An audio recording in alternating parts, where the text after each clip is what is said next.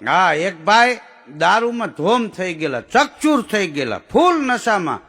એમાં પોલીસ વાળો ત્યાંથી નીકળ્યો કે હે ભાઈ, ઈ કે હવે ઘેરે વયું જા ને ભાઈ, અડધી રાત થઈ. ઈ કે ભલે તું પી ગયો, કાંઈ નથી કરવું, ઘેરે જા.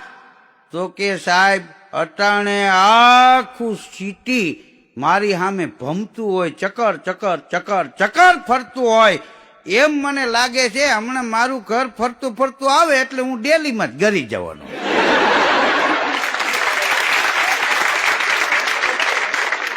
રેલવે સ્ટેશને કુલીને એક મુસાફરે બોલાવ્યો કે અહીંયા આવતો. તો કુલી ગયો, બોલો સાહેબ. તો કે અહીંયા આજુબાજુમાં સ્મશાન છે. તો કે ના ના, અહીંયા સ્મશાન ક્યાંથી હોય, તમારે સ્મશાનનું શું કામ છે? તો કે આ ટ્રેનની રાહ જોઈને ગુજરી જાય મુસાફરને બાળો છો ક્યાં તમે?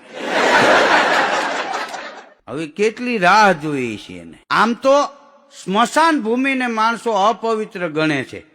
હમણાં 2-3 જણા બેઠા હતા, વાતો કરતા હતા.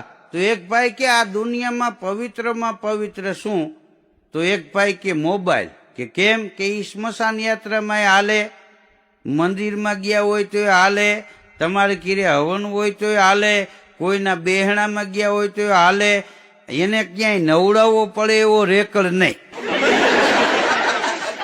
અત્યારનો આ યુગ મોબાઈલનો યુગ છે. હા, એક ભાઈ કહેતા હતા નાક બંધ થઈ જાય કે નેટ બંધ થઈ જાય, ગૂંગણામણ તો હરખી જ થાય.